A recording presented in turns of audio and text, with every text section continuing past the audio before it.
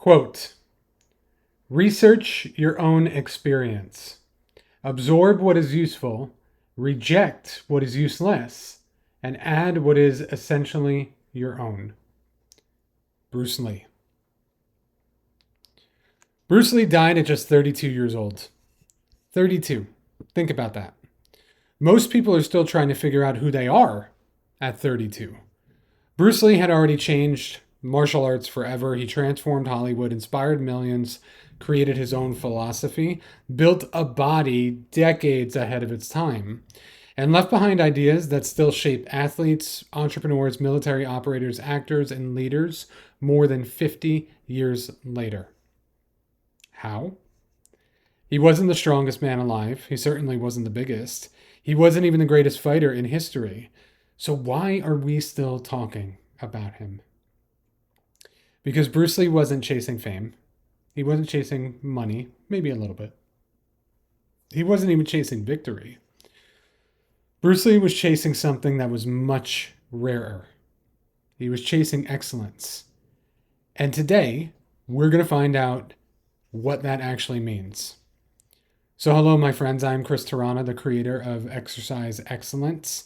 And on this YouTube series and podcast, we are going to be breaking down people from history, people who achieved excellence in their own lives, and doing exactly what Bruce talked about in that quote. We are going to extract the lessons from these amazing individuals and apply those lessons to our own life so we can achieve optimal health, optimum fitness, and achieve our goals as well and become the person who lives a fulfilled life and maximizes their potential to achieve excellence ourselves. But today, let's talk about one of my heroes, Bruce Lee.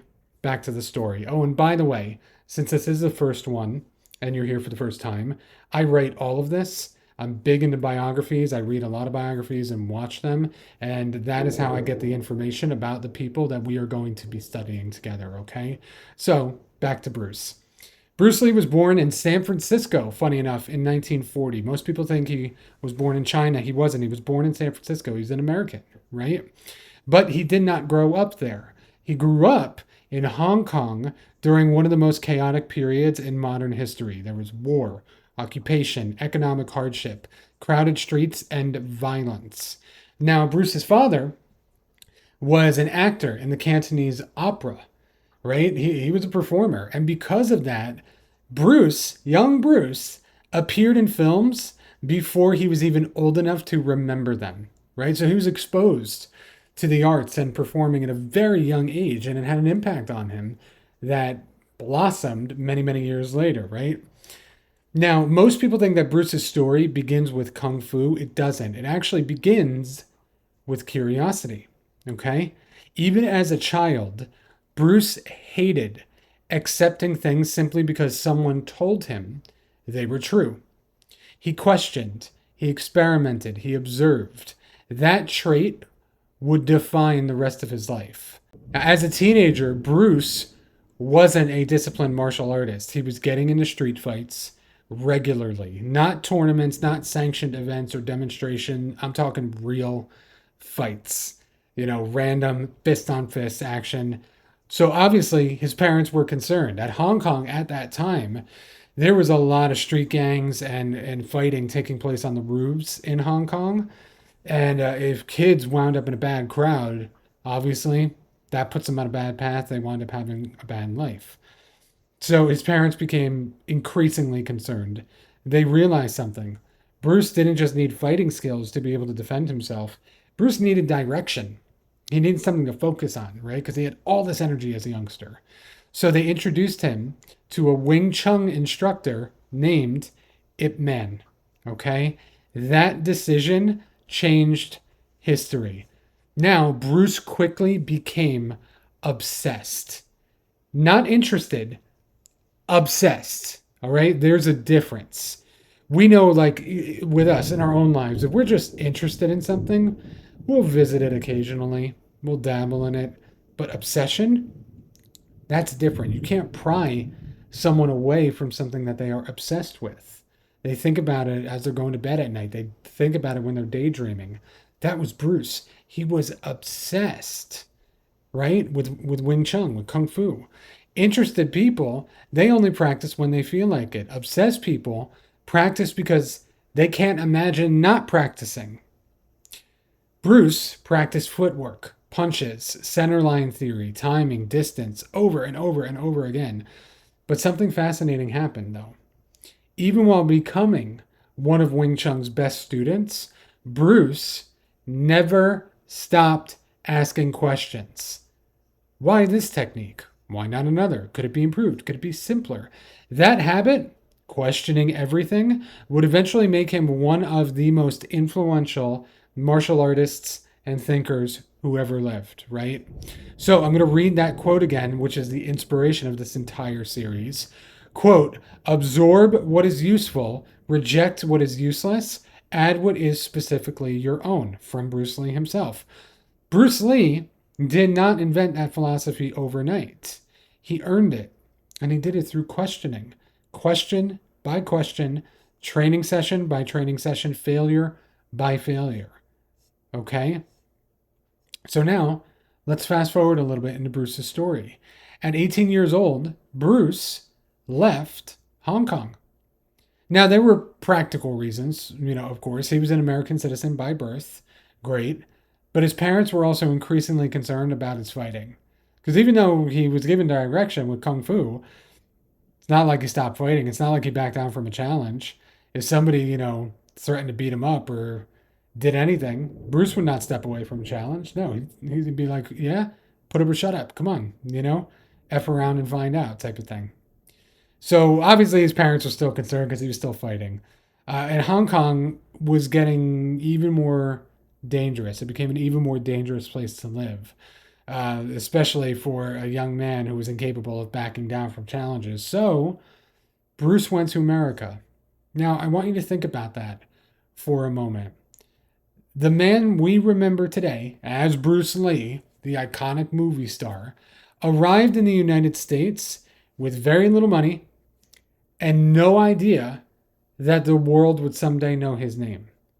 I can't recall. I think he spoke a little bit of English, but it's not like he was fully fluent in it. So he gets to America. He worked, he studied, he taught martial arts. He attended the University of Washington, where he studied subjects including philosophy. And that last part matters because if you understand Bruce Lee only as a fighter, you don't understand Bruce Lee. All right? He was intensely interested in the mind. He read philosophy like crazy, okay? I think that was his major at the University of Washington. He read philosophy, psychology, religion, martial arts, strength and conditioning. He studied Eastern thinkers, Western thinkers, and he wrote constantly. He wrote all the time. And that's one of the things that I admire most about him. Bruce didn't divide his life into these neat little boxes or pigeonhole himself into one category. Like most people, they're just like, oh, I'm a painter or I'm an actor or I'm a salesperson, and then that's it. Bruce didn't do that, right? He didn't have physical development over here or intellectual development over there, philosophy somewhere else. No, to him, they were all connected. Like they were all funneled into him, into the person that he became. So for example, he saw it as like training the body revealed weaknesses in the mind. And then studying philosophy could change the way that you fought. And martial artists could become a laboratory for understanding yourself. That's how he saw it. And that's a radically different idea from simply learning how to punch somebody. You know what I mean? Centerline theory, fast hands, like Chi Sao, all of that. I'm a martial artist. I took Kung Fu, not Wing Chun. It was Tai Chi Mantis Kung Fu, but I do know a lot about the style that Bruce specialized in. Bruce was beginning to realize that martial arts itself could be something much larger than just punches and kicks. He saw it as a vehicle for self-knowledge. Okay? But there was a problem. For Bruce, there was a big problem. Bruce had been trained in a traditional Chinese martial art. And if you're not a martial artist, like the martial artists know how heavy that is. Traditional martial arts. But if you're not a martial artist, breaking out of those traditions was a big no-no. If you deviated, if you didn't have the right stances, the right uniform in some cases, the right way to bow, the right way to address your sifu, your teacher, right? That was bad. You were disrespecting the lineage. You're disrespecting the martial art itself. Once again, Bruce was trained in a traditional martial art. But the deeper that Bruce went, remember we talked about questioning everything? The deeper he went, the less interested he became in blindly following tradition. He started looking outside Wing Chun. He studied boxing, fencing, different Chinese martial arts as well, footwork, conditioning. He examined how human beings actually moved and fought. And he kept asking the same question: does this work? Not, is this traditional? Not, does my teacher approve of it? Not, has somebody been doing this way for 500 years or whatever? No. Does it work? That's what mattered to Bruce. That question eventually put Bruce into conflict with one of the most seductive forces in human nature, and many of us fall victim to it, and that's dogma. Okay? Because once people identify with a system, they begin defending the system instead of pursuing truth. I'll say it again. Once people identify with a system, a particular set way of doing things and acting in a certain way, they begin defending the system instead of pursuing the truth. And Bruce hated that. He absolutely hated it. He came to believe that rigid styles could actually imprison the martial artist. You stopped responding naturally and started trying to make reality conform to your style. Bruce wanted to do the opposite.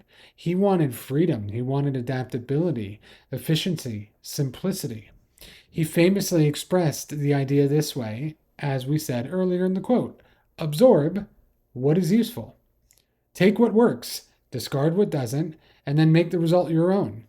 That idea, if you haven't put two and two together, it goes far beyond martial arts. Think about fitness for a second. My MO, it's my business. I train people, right? Think about fitness. People do the exact same thing. This is the only way to train. You have to lift 6 days a week. Body weight training is superior. Kettlebells are better. Machines are useless. Cardio is going to kill your gains. This diet is the only way to diet. It's the best diet. Why do we do this? Why? Your body doesn't care about the tribe or the system or the ideology. It responds to stimulus, period. So learn, experiment, measure, keep what works, discard what doesn't. That right there is Bruce Lee. And that's one of the principles behind exercise excellence.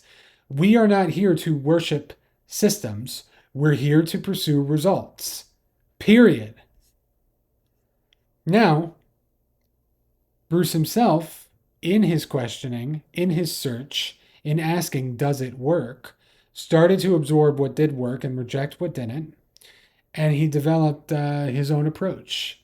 I'm not going to say it's a style because he would hate that. And I'm not going to say it's a system because he also wouldn't like that. He created Jeet Kune Do, his own martial art, right? The way of the intercepting fist. But like I said, even calling it a style totally misses the point. Bruce didn't want to create another rigid system for people to worship and to become dogmatic to. He wanted to escape rigid systems altogether. One of the ideas associated with Jeet Kune Do was using no way as way. Using no way as way. Very Taoist of him, right? In other words, don't become trapped by the method. Use the method. There's a massive difference. And I think this tells us something about excellence. Beginners need rules, of course, right? Rules give us structure. They prevent chaos. But eventually, mastery requires understanding the principles beneath the rules. The master doesn't merely know what to do, he understands why. And once you understand why, then you can adapt. That's what Bruce was doing. He wasn't rejecting discipline. No, he was going deeper than discipline. He was pursuing understanding. And I encourage all of you in whatever field or skill set that you own or that you're in or that you've mastered, go further with it. Ask yourself why. What is the deeper reasoning that I do what I do in my trade, in my craft? Okay? Now, at the same time that Bruce is developing his own way of fighting, his own martial art, Jeet Kune Do, he wanted something else. Remember how he was a performer when he was younger? He did films as a child and he was influenced by his father? Bruce wanted Hollywood. He wanted Hollywood. He had already been acting since childhood, and now he wanted to become a major star in America. Today, that sounds obvious to us. Of course, Bruce Lee became a movie star. We can look at that. Yeah, of course. But history looks inevitable after it happens. It wasn't inevitable then. Like, imagine it. This is like the 1960s. A Chinese man, even though he was American, born in America, he was Asian. You didn't have a whole lot of that in Hollywood. Like, Asians were represented by, like, Mickey Rooney in Breakfast at Tiffany's, or they were portrayed as evil villains. That was it. They weren't cast as leading men. Like, think of how hard this was. This mountain for him to climb. Hollywood didn't know what to do with Bruce. They didn't know what to do with them. But, of course, Bruce, he persevered. Because that's Bruce. It's one of my favorite things about him. Bruce landed the role of Kato in The Green Hornet after years of rejection and trial and error and people slamming the door in his face. Of course, it's the same old story we're going to discover with these people that we study. Bruce landed the role of Kato in The Green Hornet, and man, he was awesome, right? If you can get a hold of it, if you can watch it, Bruce steals the show. He makes the show, in my opinion, right? He was fast, he was charismatic, impossible not to watch. Unfortunately, the show only lasted one season. There were about 25 episodes, maybe 26, I think, and then it got canceled. Well, guess what? You would think, yay, Bruce made it, presto. He's a movie star, he's a television star now. Here come the offers, here come the opportunities. No, that didn't happen for Bruce. Because despite his obvious talent, major starring roles did not just suddenly appear and drop in his lap. And like we think that sometimes in our own lives, like, yay, I'm winning. I finally got the sale. I finally got the job. I finally launched the business. And we think, great, we had this win. So now it's going to be easy street. Money's going to flow in. Life is just going to become this boulevard of unbroken green lights. That's not how it works, my friends. That's not how success happens. It's a win and then loss and then loss and then a win and then a loss. Up and down, up and down, up and down, right? So what did Bruce do in the meantime? I mean, he taught celebrities kung fu, celebrities like Steve McQueen, James Coburn, bunch of people out in Hollywood. He trained, he auditioned, he developed projects, and of course, he waited. He had to wait. But he didn't just sit back twiddling his thumbs. No, he was active, improving himself constantly. But once again, I want to say this. One of the most recognizable human beings of the 20th century could not convince Hollywood to make him a leading man. Let that sink in. That is worth remembering. Because we have a terrible habit, my friends, of looking at successful people backward. We see the result and erase the uncertainty that they experienced. Like, we see Bruce Lee, the icon, but we don't see Bruce Lee wondering whether any of this was actually going to work. Bruce was a smart guy. He was a thinker. He questioned everything. He had to have questioned himself at some point. He had to say, is this just a pipe dream, or can I actually make this work? And intelligent individuals tend to question. A lot of intelligent people, actually, they experience doubt a great deal. And I often wonder, did Bruce feel doubt? Let's imagine for a moment that he did. Let's imagine that he's human like the rest of us and he felt that doubt. He heard that little voice whisper this is never going to work.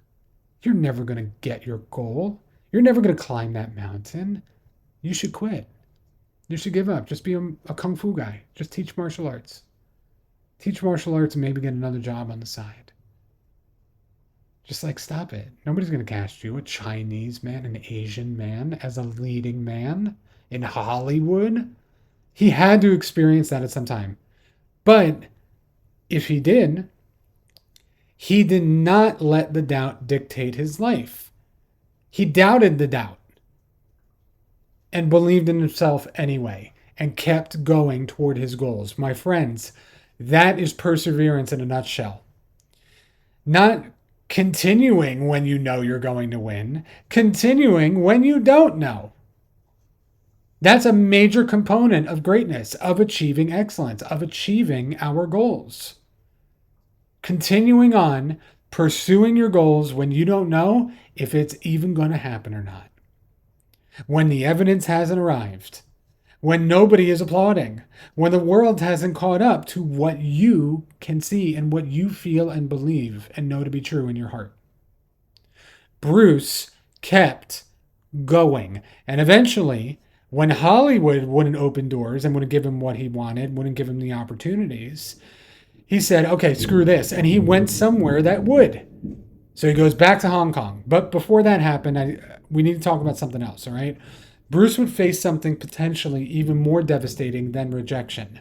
Because in 1970, the man who had built his identity around physical capability injured his back. Badly. Really badly, right? Bruce suffered a serious back injury during training. I believe that is the way. If you watch the movie Dragon, the Bruce Lee story, I think they embellished it for dramatic effect, where his back got hurt when an opponent kicked him in the back after Bruce beat his ass, right?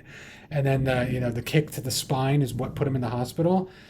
I don't think that's true, right? I think he injured it during training, during doing good morning exercises, if you read the biographies, right? What matters is what happens next, though, okay? Bruce was forced to stop training normally. Now, for a man whose life revolved around movement, this was brutal for him. Imagine building your identity around your body for a second. You're known for your body, for your physical capability, for martial arts, for your gifts, right? Your speed, your strength. And suddenly, all that's taken away from you. Your body won't cooperate. This is where a lot of people collapse, where they would give up. They throw in the towel in some way, shape, or form, because when progress disappears, so does their discipline. So does their determination. So does their drive. They quit. When they can't do what they normally do, they wind up doing nothing. Bruce, of course, my guy, one of my heroes, did something different. If he couldn't train his body the way he wanted, he was going to train his mind. He read, he studied, he organized his thoughts. He wrote extensively about martial arts, philosophy, training, and life. The physical setback became an intellectual opportunity. He flipped what seemed like this big boulder of an obstacle on its head, where it became a stepping stone for him to work on progress. And that might be one of the most important lessons in this entire story. Progress doesn't always look like progress, my friends. I'm going to say it again.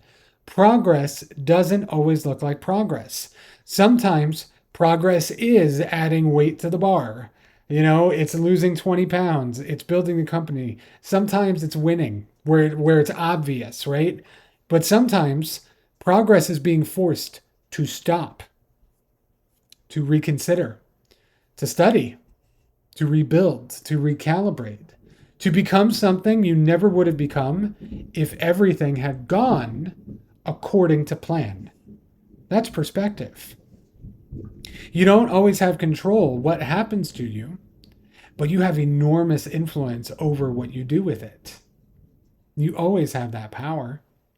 And Bruce did what exceptional people repeatedly seem to do, as we're going to see as this series continues on and grows, and as I do more episodes, we're going to be studying the greats. Two of my greats are, Bruce Lee and Benjamin Franklin. They are my heroes, right? If you funnel them together, that's the man that I am attempting to be. But we're going to see this over and over and over again, right? Where people convert adversity into material. That's exactly what Bruce did. Pain became information. Failure became instruction. Limitation became a problem to solve. And the obstacle didn't end the pursuit. It changed the form of the pursuit. Marcus Aurelius, I don't know if you could see it back here behind me, but I have a copy of Meditations. The translation, the Gregory Hayes translation, and the Ryan Holiday version that he sells, right? The collector's edition. Marcus Aurelius says this very thing in Meditations. The impediment to action advances action. What stands in the way becomes the way. That's what this is. So if you're facing an obstacle in your life right now, what seems to be an obstacle, give it a different label. Give it a different meaning. And when you do that, you do exactly what Bruce Lee did, and you turn that obstacle into a stepping stone for your own personal progress. Now, let's get back to the story of Bruce Lee. Bruce, after the injury, of course, recovered. He then returned to Hong Kong. Remember, Hollywood wasn't giving him the opportunities. He went back to Hong Kong. Maybe he could try his hand there, right? There, though, once he got back to Hong Kong, something had changed because the Green Hornet had been shown overseas. They showed it in Hong Kong. Audiences knew Kato. They called it the Kato Show. They didn't call it the Green Hornet. It was the Kato Show to them. So they knew Bruce. The people knew who Bruce was. And suddenly the opportunity America wouldn't give him appeared somewhere else. Bruce then went on to star in The Big Boss. Here we go. Like, this is the ascension, right? After all those years of rejection and trial and error and learning and suffering and studying, right? Bruce starred in The Big Boss, then Fist of Fury, and then The Way of the Dragon, and everything changed. Everything changed. He became the biggest star in Asia overnight after The Big Boss. I mean, literally, the most famous person in all of Asia, not just China or Hong Kong, all of Asia, right? Huge. And it looked like, oh my gosh, overnight success. Look at this guy that came out of nowhere, this overnight success. No. Bullcrap. He left Hong Kong at 18. It took years, my friends, years of nothing. But now he's the biggest star in Asia, right? The man Hollywood hadn't known how to use became a phenomenon. His speed in these movies, if you haven't seen them, you gotta watch them. His speed looked unreal. His physique looked different from anything that anyone in Hollywood had seen at the time. His presence was magnetic. Bruce, I mean, he had charisma, man. He had swag. He has an aura that you can't match. You're like, none of us can, right? And importantly, Bruce himself wasn't simply performing just martial arts. Like, no, it wasn't just that. He was expressing his philosophy through them and doing it on the big screen in movies for millions of people to get exposed to, right? Fluidity, economy, adaptability, individual expression. These things he had spent years thinking about were suddenly being projected onto movie screens around Asia and around the world ultimately. Then came the big one. Enter the Dragon. The film that would make Bruce Lee an international icon, right? Hollywood finally came calling. Warner Brothers and Fred Weintraub, I believe is the name of the producer, they came to Bruce and wanted to make a Hollywood back picture shot in Hong Kong with him as the lead. This is what Bruce had been waiting for this entire time. But he also didn't just like kowtow to them and bend over. He was like, no, I want to be in charge of this. I want to be in charge of this. I want to be in charge of this. He made Enter the Dragon his baby, exposing the world not only to his philosophy, to China and the beauty of Chinese culture and martial arts, his body, his physical fitness. He was his most shredded ever in Enter the Dragon. I mean, like, Take a look at some of these pictures. Like, look, he was cut to the bone, right? He had a say over the martial arts, over the stunts, over the fight sequences, everything. The fight choreography, he was a maniac. He slept this, dreamt about it, ate it up, everything. This was his opportunity. This was his big chance. And he knew it. And he crushed it. Enter the Dragon, phenomenal. But there was one thing that went wrong. One unbelievable tragedy. Bruce wouldn't live to see what it became. On July 20th, 1973, Bruce Lee died. He was 32 years old. 32. That's what makes the scale of his legacy difficult to comprehend. His adult life had barely begun. And yet more than half a century later, we're still studying him. Not because he could fight. Thousands of people can fight. Who cares? And not because of his incredible physique. Plenty of people have built incredible physiques. I'm in pretty good shape. I'm getting better and better every day myself. Who cares? Bruce endured because he represented something larger. The deliberate construction of a human being. Body, mind, skill, philosophy, expression. He treated himself like a work in progress, never finished, never complete, always becoming. And that brings us to the question that matters most. What can we take from Bruce Lee? Because admiration without application is just entertainment. It's entertainment. It's nothing. And Exercise Excellence, this brand and this series, is not about worshiping exceptional people. It's about learning from them. So let's extract these principles. Lesson 1, become a student of everything. Bruce Lee's first lesson is simple. Never stop being a student. He did not restrict himself to one martial art, by the way, or even martial arts alone. He studied philosophy, psychology, strength, conditioning, nutrition, movement, Eastern thought, Western thought, everything that we talked about earlier. Bruce collected ideas. He tested them, connected them, constantly working on them. And he built something that belonged to him. That's the beginning of mastery. Not knowing everything. People think, oh, you're a master, you know everything. No. No, the beginning of mastery is being relentlessly willing to learn regardless of how advanced we become. Always continuing to learn. The dangerous moment isn't when you realize how little you know. It's when you become convinced that you already know enough. That's dangerous. Don't ever think, oh, I got this. I'm a G. I'm a boss. I'm a master. Don't ever let that take over your mind. Bruce never did. And neither should we. Lesson 2. Simplicity is mastery. The second lesson is one I think we've almost certainly or completely forgotten. Simplicity is not the absence of sophistication. Sometimes simplicity is the result of sophistication.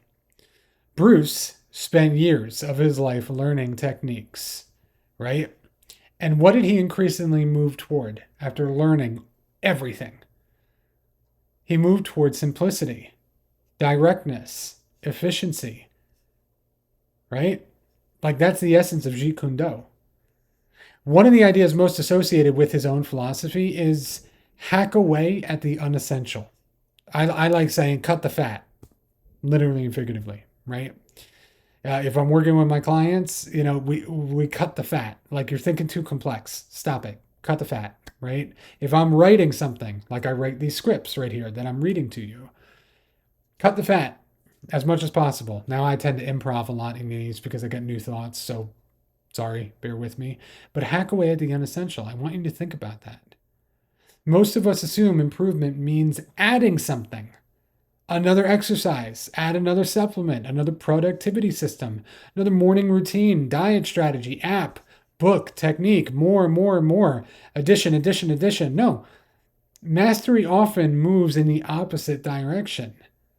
You learn enough to recognize what doesn't matter and then you remove it. Hack away at the unessential. Subtract. Let's talk a little bit more about fitness. If you want to completely overwhelm yourself, go ahead, spend an hour online researching the optimal way to lose fat. One person tells you carbs are killing you. Another says fat is killing you. Someone tells you breakfast is essential, the most important meal of the day. Someone else tells you you never need to eat breakfast. You do intermittent fasting, right? You need 12 exercises per workout. Think about all this stuff, right? Like a person who simply just wanted to lose his gut is so consumed with so much information that he just gives up. He doesn't know what the hell to do. So he doesn't do anything, right? Because of how complex things are. Bruce Lee's philosophy offers us a useful answer. Strip it down. What actually matters? So, continuing with fitness, here's what actually matters. Train consistently, get stronger, move your body, eat enough protein, control your calories, sleep, recover, repeat. That's it. That's it, my friends. It is not sexy. It is not incredible. No, it's boring. And doing the boring thing over and over again often leads to the success that we seek. Excellence isn't necessarily complicated. And yet we think it always needs to be, right? We think it always needs to be something advanced, something complicated. No, move your body, train, achieve excellence as a result over a long enough timeline. Okay. I want to talk a little bit more about this point. I've become increasingly convinced that one of the greatest enemies of progress is unnecessary complexity. I'm going on a rant right now, okay? Like, we make things so much harder than they need to be. Like, I hear from people all the time, oh, Chris, I can't work out. I don't have the right shoes. I don't have the right gym membership. I don't have the right headphones to work out in. What? Put on shoes and go outside. Outside is free. Go for a walk and move your body. It's not that hard, right? It's not that hard. We mistake information for action, and we mistake optimization as well for execution, and we mistake knowing more for doing better. But Bruce reminds us, learn deeply, then simplify ruthlessly. That's the takeaway for that lesson. Lesson number 3, my friends, be like water.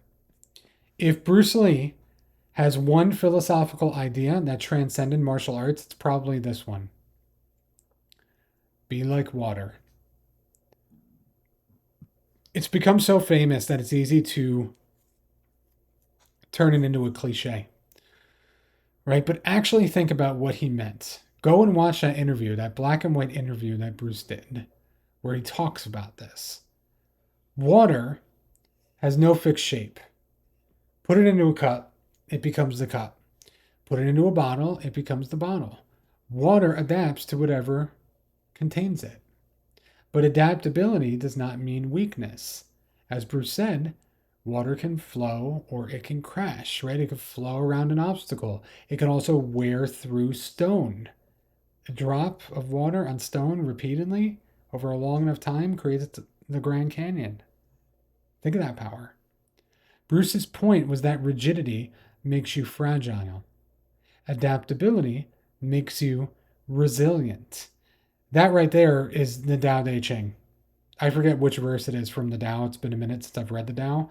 But, Lao Tzu in the Tao Te Ching talks about how, the difference between an oak tree and a palm tree, right? The oak tree has deep roots, is strong, has got a wide base, a thick trunk. The oak tree is strong, whereas the palm tree it seems flimsy, it seems weak, right? Flowing in the wind.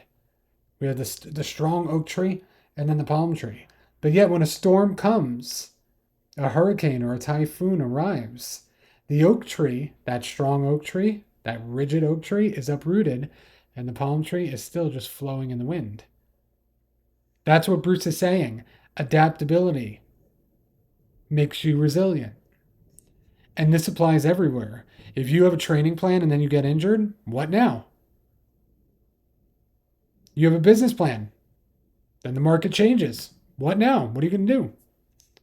You have your entire year mapped out, then life punches you in the mouth.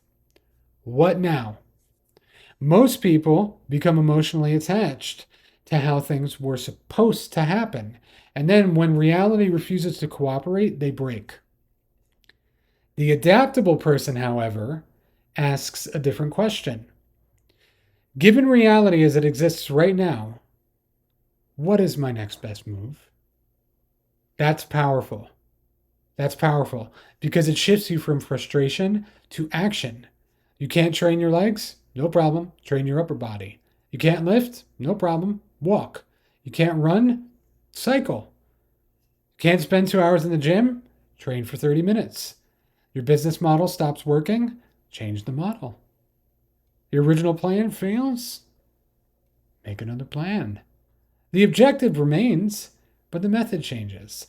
That right there, my friends, is being like water. And notice something as well. In the story that I just told you, Bruce had to live this. Hollywood didn't give him the opportunity he wanted, so he went to Hong Kong. He adapted. His back prevented him, right, from training normally. So he studied. He trained his mind. He wrote. He read. Traditional martial arts couldn't answer every question that he had.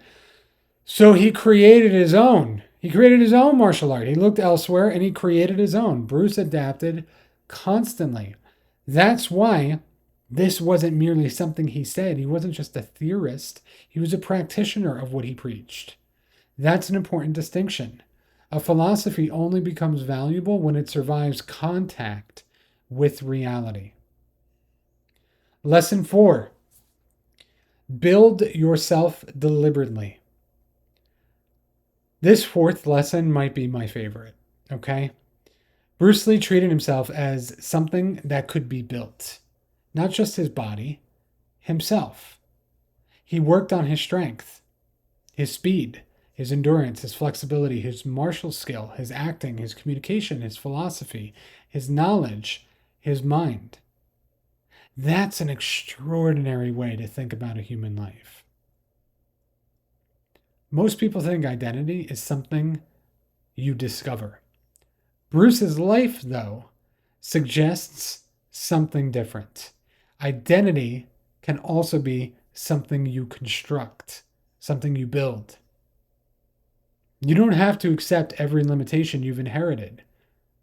Like, when people are like, oh, I'm not athletic. I'm not an athlete. I'm terrible at learning. I've never been disciplined. I'm just not a reader. I'm too old. I'm too fat. I'm too overweight. I'm not confident. Okay, maybe all those things are true today.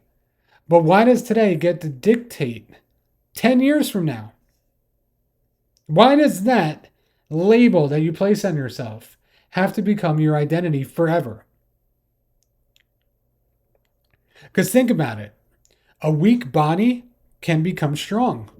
An ignorant mind can become educated. A frightened person can develop courage. A financially incompetent person can learn money. Someone who's never thrown a punch can learn how to fight, and someone who's never opened a book can become extraordinarily well read. Human beings are adaptable, my friends. We are learning machines. And so if that's true, then one of the greatest projects you will ever undertake is the deliberate construction of yourself. That's what I see when I look at Bruce Lee. Not perfection, no. Construction. He was constantly editing himself. Adding, removing, testing, learning, refining, polishing, becoming. And I think this is where fitness becomes far more important than simply just having abs. Because changing your body teaches you something profound about yourself. You are not fixed. Think about the first time someone loses 50 pounds, or does 10 pull ups, or runs their first mile, or looks in the mirror and sees ab muscles that they haven't seen in 20 years or ever. Yes, the physical result matters, but something else happens, something deeper. That individual now has evidence that the person they were didn't have to remain the person they became. That's why I believe fitness is such a powerful starting point for changing a life. Your body becomes the proof that deliberate effort can change you. And once you understand that lesson physically, you start asking a dangerous question. What else can I change? Your mind, your career, your finances, your relationship, your habits, your entire life? That is personal power. And Bruce Lee understood it decades ago. Lesson 5. Express yourself.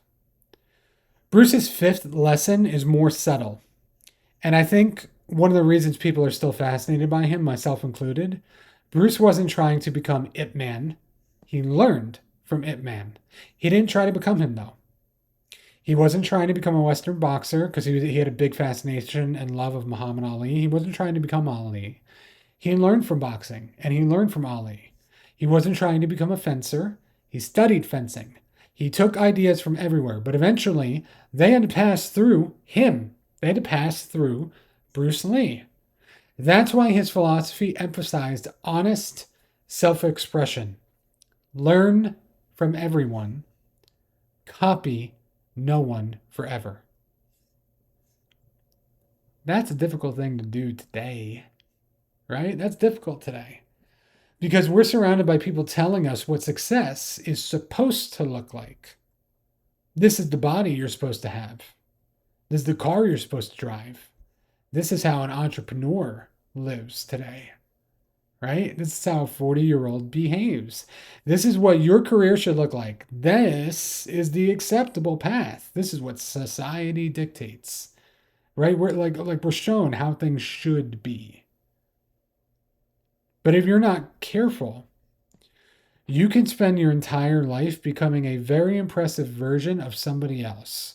Bruce refused that. He wanted his martial art to express him, his body, his temperament, his ideas, his experience. And I think we can take something from that. Study exceptional people. Absolutely. Right? That's the whole premise of this entire series and the brand that I'm building here. We're going to study athletes, entrepreneurs, warriors, scientists, artists, philosophers, leaders, actors, people who achieved extraordinary things. We're going to be studying them. But the objective isn't to become them.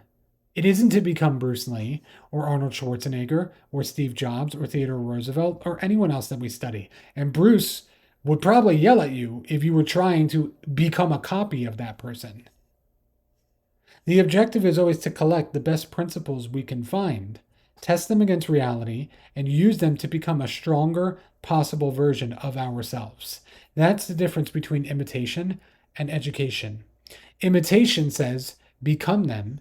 Education says, learn from them. And that's exactly what Bruce did. And the final lesson before our closing, lesson number 6, your time is limited. There's one final lesson Bruce Lee never intended to teach us, and it makes me emotional still thinking about it, even though I've been a lifelong fan of Bruce. He died at 32. And I keep coming back to that number, like 32. There was so much more he could have done. So much more. More films, more books, more about martial arts, more ideas, more life. He never got the chance. And yet, look at what he managed to leave behind. It's so impressive what he was able to do in such a short amount of time, but it's also simultaneously hugely uncomfortable because think about it. None of us knows how much time we have either. None of us knows. Like on the day that I'm recording this right now, Kobe Bryant would have been 48 years old. Right now. It's August 23rd, right? Kobe Bryant would have been 48 years old today. And I guarantee you, if you asked him or Bruce Lee the day before they passed, hey, out of curiosity, you both are athletes, you both take care of yourself. How long do you think you'll live? I guarantee you they wouldn't have said one more day. They probably would have said, hopefully another 40 years if I'm lucky. My friends, we behave as though our lives are unlimited. I'll get in shape later. I'll start that business later. I'll read the books later. I'll travel later. I'll learn the skill later. I'll repair the relationship later. I'll become the person I know I could become later. And then years disappear. They're gone. Bruce Lee's life is an extreme reminder that later is not guaranteed. You don't need to live frantically. No, I think you should live urgently, purposefully, but not frantically, okay? You don't need to turn your life into some endless productivity contest. That is not what I'm saying. But you should probably live deliberately. Because time, it's the one resource that we don't recover. Like money can return, strength can return, businesses can be rebuilt, friends can come back, skills can be relearned. Time only moves in one direction, my friends. So use it. Learn, train, create, love people, take risks, build things, become capable, become useful, become educated, become strong, become whatever it is you keep telling yourself that you'll become someday. Someday is a dangerous word. I want you to turn that someday into today, into now. Because all we have is right now. And if you look at your calendar, I got one over here. Someday is not a day of the week. So, what made Bruce Lee extraordinary?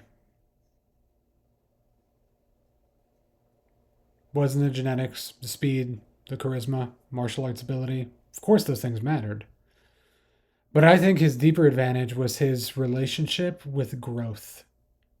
Personally, Bruce refused to become finished.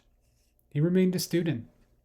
He simplified, he adapted, deliberately constructed himself. He learned from everyone without surrendering his individuality.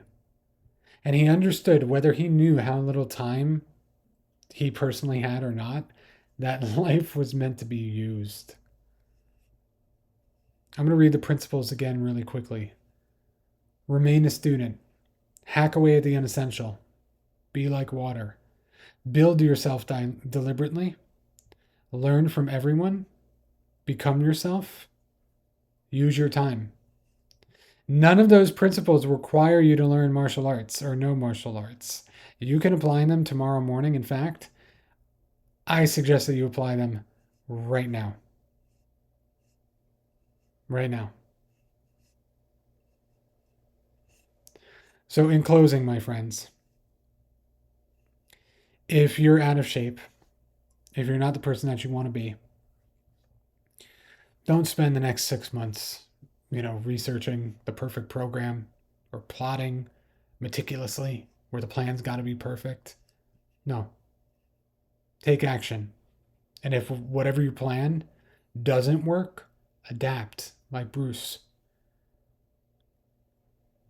If you're 40 years old, let's say, and you're convinced you missed your opportunity, build yourself again. If you admire somebody, study them, but don't surrender your identity trying to become them. Take what's useful, test it, make it yours. And above all, stop waiting for some future version of yourself to begin living the life you already know that you want. Because excellence isn't a destination you finally reach. It's a practice, something you exercise again and again and again. And maybe that's why the name of this series matters. Exercise excellence, not achieve excellence, not possess it, exercise it, practice it, strengthen it. Because just like the body, what you exercise grows stronger.